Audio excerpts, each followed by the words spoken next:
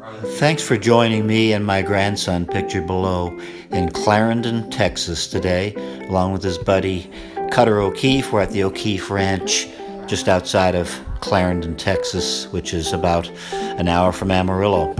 This is Max Ivany, the global coach. I live and reside in Thailand, but I'm back home in Texas here as we go through this virus kerfuffle, and I thought people might enjoy my second Americana video about the quiet life we live out here in West Texas. So I'm not going to do a lot of talking this video. There might be some quiet spots, but it's just real nice and peaceful to be around animals and just out in the fresh air. You can see my buddy Sean O'Keefe here in the background right now, and what we've done is we've gotten the Beefmaster cattle into his corral, and he's going to tag the ears of a couple of new calves. It's an identification process in addition to the typical brand you'd see when cattle are this young. You don't brand them, it'll hurt their skin and go right through to the meat. We've also got a 5-year-old colt here that was born, and we've taken him out of the company of his mom, who's on the other side of that fence, and she's pretty antsy. She wants to be back over there. Reason we did that is off to the left you may see the big black stud, and he's ready to go and get after the mare, and if the young colt is in the same corral space with him, it's simple, the stud will kill him.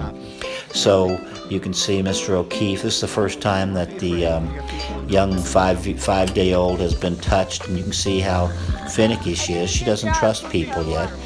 And of course the mom's on the other side of the fence, and she's pissed off about the whole deal as well. So what they need to do is get used to the human touch, and you can see Sean just holding the colt lovingly and rubbing and caressing so that she gets used to the feel of a human.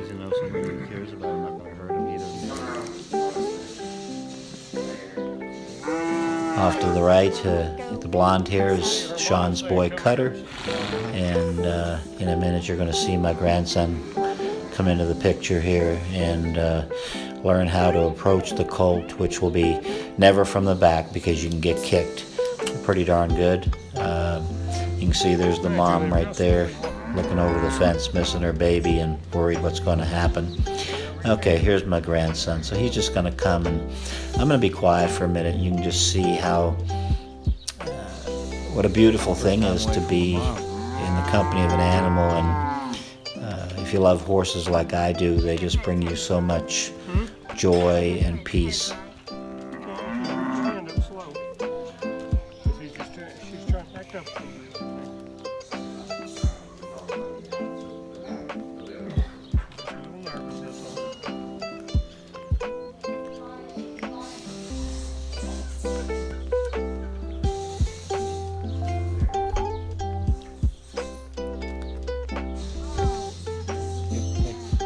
Standing in it. That's what you're standing in. Don't worry, it's all over the place. Don't worry. Give me a smile, buddy. My grandson's a bit of a city boy. He doesn't like stepping in all that cow and horse poop. Nutrition's come from. Huh? What looks like some? Oh, well, you can take some and skip them on the water if you want. You ever throw the rock and skipped it on the water? Yeah, hang just right down there.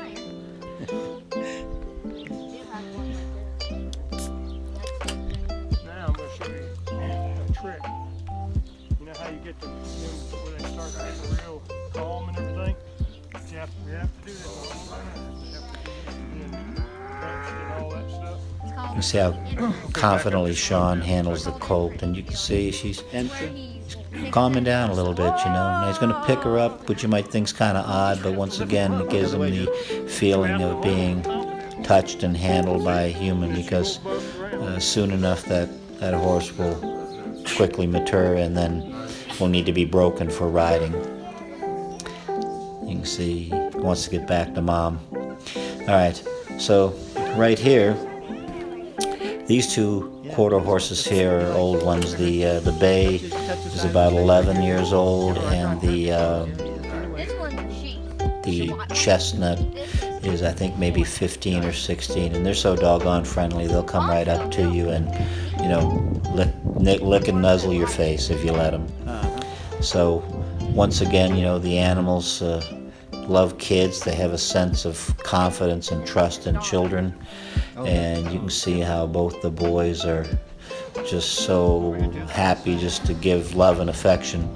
You know, not to sound corny, but tonight there are riots going on in Minneapolis. This is May 28th, 2020, and you know, so much violence and friction in the world, and you know, out here on the ranch we don't even think about all that. It's just a different way of life, and you know, the cowboy way is not dead in Texas, and we're very proud of that.